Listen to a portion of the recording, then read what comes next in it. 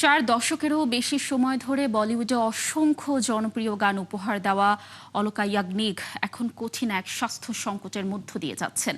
মাইক্রোফোনের সামনে দাঁড়ানোই যেখানে ছিল তার নিত্যদিনের কাজ, সেখানে বর্তমানে নতুন কোনো গানের প্রস্তাবে সাড়া দিতে পারছেন না তিনি।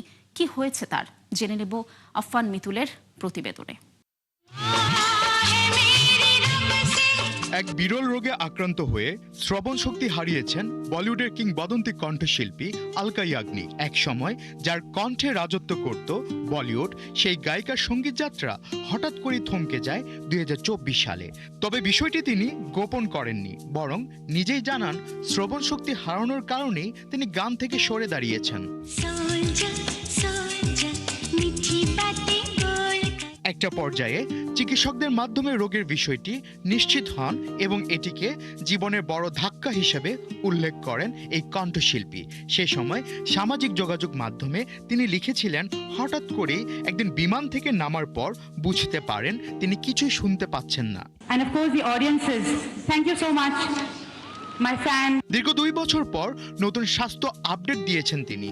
জানিয়েছেন শারীরিক অসুস্থতার কারণে এখনো তিনি গানে ফিরতে পারছেন না। 4 দশকের দীর্ঘ ক্যারিয়ারে অসংখ্য হিট গান উপহার দিয়েছেন অলকা ইয়াগনিক। তার কণ্ঠে ঠোঁট মিলিয়েছেন বলিউডের বহু জনপ্রিয় নায়িকা।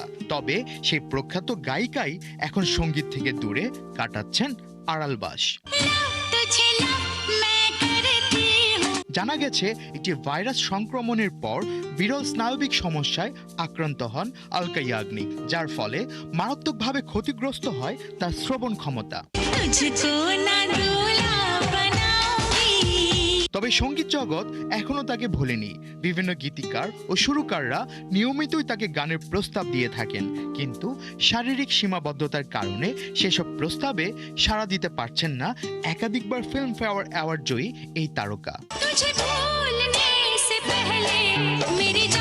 আফফান মিতুল, ৭১।